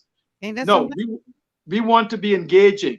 Nothing for us without us. And the reason I say for all Bahamians, if you're in New Providence and you want a lower cost of living, you want to have a 2,000 square foot self-funding home on Grand Bahama for $250,000, first rate, infrastructure superior, Grand Bahama is the place. You could barely buy land there. So if you want to raise a family and build a better family, Grand Bahama is the place. But you must also, because you live on New Providence, Freeport, and Grand Bahama whole is still in the Bahamas and part of the Bahamas. And so stop allowing them to say this is Grand Bahamian's problem. This is a Bahamas problem. What happened in Mayaguana, what is happening and not happening in Mayaguana, Long Island, Crooked Islands, Cat Island, Abaco, Eleuthero, whatever, is all our problem. And so we must now demand the Minister for Grand Bahama and the MPs, all 5 of the MPs, the 3 F&Ms, especially now that we have Mr. Michael Pintard, the leader of government in waiting, one of the people in government in waiting, the official government in waiting. We don't need critique of what the PLP didn't do. We need conversation of what is possible. We need legislation to be introduced that is necessary for these changes we are advocating. We don't need no more talk. We need thought. Because as we begin to move economically, I believe the period of transition for independent representation, I'm not talking about independent people, I'm talking about independent thought leaders, whether it be independent people or third parties or the regular political parties. Because it's time for us to choose competence as opposed to the mediocrity they send us with the labels and the colored shirts. And I believe that we are there now, and the world has opened itself up, the pebble. We are planted, we are bursting through. And the economic opportunities for access to finance, access for information, everything is right here. We have not because we have demanded not. Knock and the door shall be open. We must practice these principles rather than keep repeating them as some sort of religious rhetoric. You don't get what you deserve, you get what you negotiate. And what you're saying is we as a population. And so essentially, let's talk and put all the cards and all the information on the table. Truth and reconciliation. You got us. Shame on us. Shame on you. Next time, it'll be shame on us. Yeah. And so we can move. And so essentially, now coming back to what Dada does in relation to what he said for education, this is very important because we have a generation of people who have been devastated educationally. And we have had the level of incompetence for the last 2 years of COVID I have not seen anywhere else. Maybe because I'm immersed in this pool, it's more personal to me. And we are going to create decades of catastrophe just equal to the drug trades and everything else we had in this country if we don't fix education. The beauty is technology and data allows us to happen. Here's what happens. You take the 6th grader and we give them a test to find out where they are. This is where grades almost become irrelevant except for socialization. This is what is called real hybrid. Because what you do is you have an adapt type of system where you identify the 6th grader, and guess what? You may have a 6th grader who they just moved because 2 years of social engineering, just move them up, but they may still be at the 4th grade level. It doesn't matter. Let them stay there socially. But technology and hybrid as well as digitization and in-person training will have the computer identify exactly how they are. And the beauty is those 100,000 students can be taught individually by the computer with assistance of the teacher. Here's what happens. For the guy that's in the 6th grade, but is at the 4th grade level, the computer with artificial intelligence identify the level that person is at and what is necessary to bring them up to the speed they have. So in essence, let's say we have a 2-year period. So that 2-year period, because he's 2 years behind, We must use that 2-year period in technology to bring him, keep him socialized, but use technology to teach him individually and move him up so that in 2 years, he would have made up those previous 2 years and the 2 years that he needs. And so what happens is the computer acts as a tutor. It identifies it. The teacher is aware of this, of a strength. And because of technology and this thing where we keep us captive in this ICT environment where BTC Alive and Cable Bahamas hovers as captive consumers may have to die for the sake of our country. And so for people who believe in 5G, 5G is not about cellular. It's almost like, just like you say, the food store is not about bread. It's one item in the store. Okay. And that's what 5G is. So what I'm simply saying is, once we identify, we will understand, we will also test teachers to find out where their strength in delivery is. The beauty about teaching, right? After about 3 or 4 math teachers teach on the 4th grade level, and we must develop a 21st century syllabus, and we digitize that. And the teacher does, anytime a student want to learn something, they can go back. Every single day, we have a teacher trying to repeat the same thing. Why? We can capture it as and we can combine with places like Khan Academy and other people and build a first-class hybrid education system. But not only that, for those individuals that have finished school, whether they want to learn to read, whether they want to learn to write, or they want to reskill themselves, we can identify the skills of the 21st century that's needed in the next few years, solve problems that is yet to be even discovered. And we can actually begin to upskill or cross-skill individuals for whatever they lack, utilizing educators that we have here, and because we prepare them to teach us, and when they get it right, they can teach the world. But we can insert education, syllabus, and whatever we miss, utilize technology into the system. We have 100,000 students and 3,000 or 4,000 teachers. We can do this. Because technology removes the burden of a teacher trying to spend 2 minutes with every student in 1 hour. All right, let's take a break. Not a physical break, but a break. Just so I can say that for those of you who have tuned in late, you're listening to GPS Global Paradigm Shift on Global 99.5 FM. Michelle Malcolm in your company. My guest today is C. Alan Johnson. We're talking about what it's going to take to get Grand Bahama back on its feet. And I want to say a big thanks to the sponsor of this segment, which is Tiki Bikini Hut on Junkanoo Beach. Go out and check them out for delicious food, great atmosphere, and a family-friendly, safe environment. Tiki Bikini Hut on Junkanoo Beach. So, C. Alan, we only have, about 16 minutes left in the show, if that much, because we got to take at least a minute in between this and the next program. So let's say 15 minutes left in the show. Okay, so you've been saying a lot of stuff in this last hour and 45 minutes. You've been covering a lot of ground, and a lot of it sounds really, really good. But I know there are some out there, particularly technocrats, who are saying, see, Alan always talking mess because he know that this is harder to do than it sounds, because you're making it sound like it's so simple. How do you respond to that? How it really speaking? Realistically now. Tell them publicly stated. Huh? Tell them to publicly state it. Don't whisper to themselves. What I'm simply saying is the beauty about everything what I said, right? You only have to prove me wrong once, and then you can start coming back and say, remember, even when I'm right again, you know what you could say? Remember the time you was wrong? And I'm simply saying is, I want more so for the leadership. I want someone in education to what I just explained to say it can be done. But realistically speaking, knowing what we are facing in this nation, knowing what exists in Grand Bahama and what does not exist in Grand Bahama, knowing the problems that we have as it relates to individuals sitting in positions that they can influence to cause a system not to work. You understand what I'm trying to say? Right, but that's what technology fixes that. See, what I'm saying, this is why they want you not to believe me, because technology don't care of your political affiliation. Technology will call you out because it will not allow you to hide that document. It will not allow you to delay that document. It will not allow you to disprove anything. Technology. Things going missing in the Prime Minister office, the office of the Prime Minister. Things going. That's another story. That's the highest office. That's the highest office in the land. I don't know yet how a copy of an original document, the copy went missing, not the original document.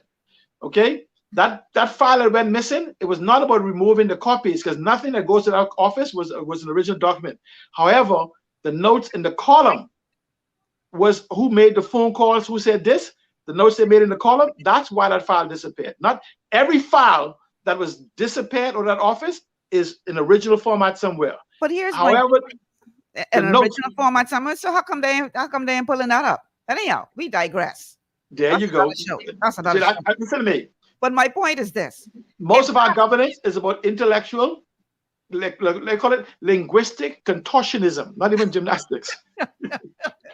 But my point is, if that kind of alleged skullduggery is going on in the highest office in the land, what hope is there for the rest of the system in this country? Because this is why we must demand the new system. The first thing we have to demand is this. The most important thing for us is not new system, it's economic empowerment that was been promised to us almost 49 years ago to independence. That has been delayed. Okay, that's where the injustice is, because when you look at the billions of dollars that is passed to this country, listen to me, man. When our GDP, when we had 50,000 people, and our GDP we had owned was $300 million, we owned the land, we owned everything. Now we got a $16 billion GDP and 250,000 adults. We ain't own no land, we ain't own no business, we don't own no hotels, we don't own anything. How is it that your economy could have grown thousands of percent, but you have been reduced by the same percentage? This is an opportunity of a global economic shift, and I think 52 talk about it. The technocrats, these facade of technocrats, everybody a technocrat ain't a technocrat, some of these are titles, okay? So you could call an idiot doctor all you want, he's still an idiot with a title. So what happens is, we have systems in this place that serves its purpose of oppression and omission and whatever. The paper documents can be disappeared. This garbage, and I hear people talk about freedom of information, right? How do you have freedom of information through decades of paper documents? In fact, 90% of the documents on Grand Bahama was destroyed in Dorian. Why? Because they were paper. You go in the Ministry of Housing, you go into social services, you go into education, you go anywhere. This the part they're not telling us. So if these information has been destroyed, why you think the Ministry of Education knocking door to door? Hello, do you have a student in here? Really? I want people to stop and think about that. Yeah. You got 100,000 students in your school. You don't know where they are, but you don't have their names. You have to knock on doors to find students. They said this on the news. You really? I thought you'd have a list of people that say Georgie ain't showed up, whatever. They have teachers. They're trying to strip information from Abaco and whatever. This is where people have disappeared in the storm. All the teachers them know is that these students are nowhere. They don't know where they are, because we have no central database in Ministry of Education, and I challenge them to call me out on that. And the debate to call me out on it, present it. Because the news tells you right there. See, this is what I'm saying to you. We have spent billions of dollars on technology in this country, and we had National Insurance couldn't give you a paperless document. They couldn't give you a fillable form online. You had to go find a form, download it, take a picture, scan it, send it to them, and all. Really? So what needs to happen for all of this to happen? I know what you're saying. Make our leadership accountable. Demand leadership, but not the leadership from the top. We need leadership from the bottom up, not from the top down. And what the does top that, down what does that mean exactly? What I'm saying is we need community leadership. We need leadership within our communities. We need Grand Bahamians to start with, who are well familiar with this ecosystem and the corruption, to be removed from the fear of oppression, because this is a company island now. It used to be a company town, a company city. This is a company island where you have individuals. We just recently did a show on local government, the challenges with local government. What role does local government, if it's operating properly, play in what you're describing right now? Key word, the local government we spoke of, the local government we needed don't exist in the Bahamas. Let me ask you a question, right? If you take an apple and dressed it up in an orange peel, would it be an orange? That's local government in the Bahamas reminds me of my daughters, right? The ones I have now and the ones that was older. My older daughters, you know what? You know they could have wore whatever they wanted to wear as long as I bought it.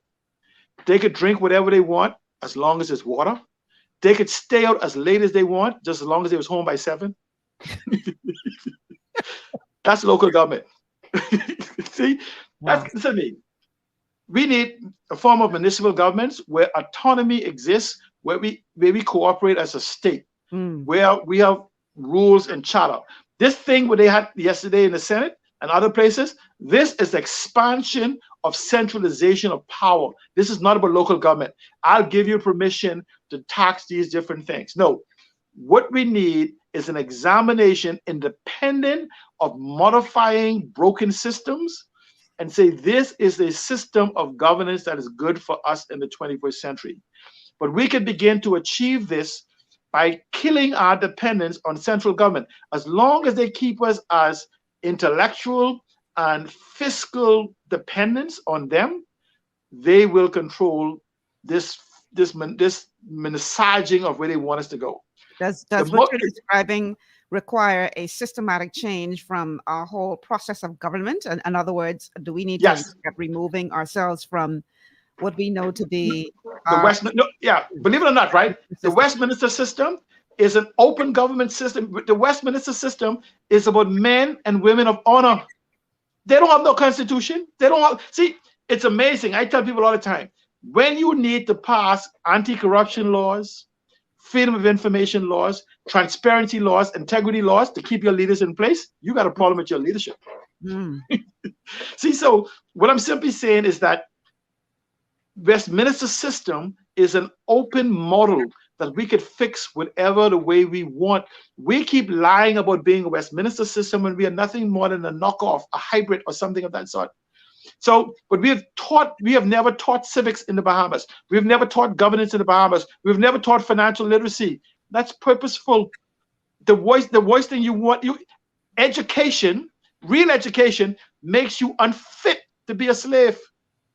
And that's why they don't want real education. That's why they don't give you these things. And so financial education is one of the most powerful tools. Do you know? We talk about the Bahamas being dirty. We talk about all these different things. Education doesn't choose empowerment. However, empowerment chooses education. An empowered person will demand better housing, will demand better roads, will demand better everything. That's why they keep telling you, work hard, get education and work hard, and you're going to be rich and famous. Listen to me. If hard work made wealth, every doggone slave would have been a billionaire. Wow. Don't fall for the trick. Don't fall for the massaging of messaging. You must work smart, not hard. And the 21st century provides us for the tool for the evolution of the Bahamas like we've never seen. We could make, and you and I can talk about this, we could guarantee on Grand Bahama alone 20,000 millionaire families in 5 years. Minister of Education, Minister of Finance, Minister of Investments, and Minister of Housing and Minister of Environment get together and give a Clint Watson, do a press release, say crazy, and then meet me on the battlefield. Trey Ramming, whisper that into the Prime Minister's ear, and let him know I come in. No, I ain't coming. Tell him I reach. See, Alan, you are always guaranteed to give us a good conversation. So I need you to let's bring this all home now because we're running out of time. So give us your final thoughts on this. Boy, I don't know. I feel for the people of Grand Bahama because you really have to for so long. To interrupt you. You should feel for the people of the Bahamas. Well, yeah. Let me tell you why. In 2007, go back to the speech by Hubert Alexander Ingram. Hubert Alexander Ingram said on the campaign trail, without Grand Bahama, there will not be any economic recovery of the Bahamian economy. That's, when it was crashing for 2007-8 when the global economy crashed. Go back now to 2012. Perry Glasgow Christie says, there can be no economic recovery without Grand Bahama playing a central role. 2017, Hubert Alexander Minnis said, there can be no economic recovery of the Bahamas without Grand Bahama. He said it also for part of the Economic Recovery Committee.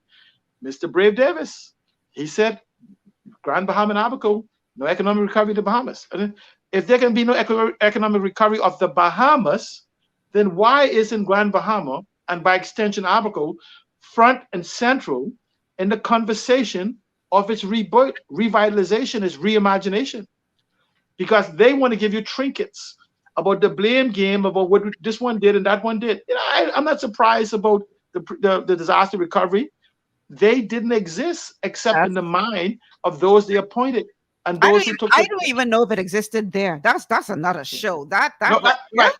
But that's what I'm saying to you. So what I'm saying to you is that we as Grand Bahamians, the word is Bahamian, right. We are all grand, we all Bahamians. Some of us live on an island called Grand Bahama, must come together and demand answers, primarily from the Prime Minister and the Minister of Finance. No talking to anyone else. We indirectly, by voting for these other people, put you there as chief driver of policy. Then we must talk, and you're also in charge of finance. We must talk to investments, Ministry of Housing, because that's very important for the security of Bahamians. And then we must talk to the Ministry of Social Services and demand an economic, a stopgap measure for a social safety net, which we're going to use. And the reason why we have to speak to the Minister of the Environment, who answers to the Prime Minister, is that is where part of the money is. Billions of dollars is in Ministry of Tourism sitting in their depositories as data, and billions of dollars in resources that we don't need to sell anything. I just told you how we could take 50,000 acres and raise $15 billion to reboot and restart this economy. People want in the Bahamas. We've proven it by the numbers every single year, and we can prove it by redefining our brand and reclaiming our superiority in the hospitality industry. And for those of you who say tourism is not where it is, I want you to know hospitality is the 10th largest money earner industry in the world. And if you say let's diversify away from tourism, tell me which of the other 9 we can go into.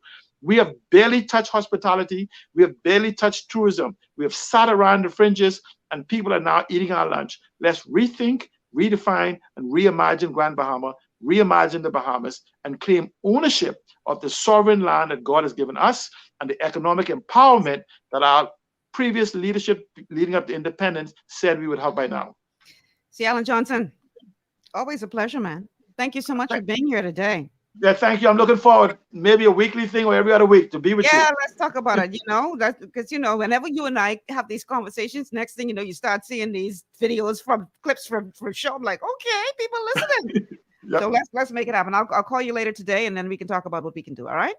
Thank you so much for having me once again, and I'm proud to have you back on the radio. Thank you, man. Thanks so much for being here today. Listen, guys, we are out of time. That's our show for today. Tomorrow is a Wellness Wednesday show. So that means that we're going to be talking about an issue that is vital to your health. Make sure you tune in. Do not miss tomorrow's show. That's going to do it. Thanks to all of our sponsors for making today's show possible, and all of you who called in or sent a Facebook message or simply listened. We appreciate you here at Global 99.5 FM. I'm Michelle Malcolm. Have a good afternoon, and I will see you guys tomorrow.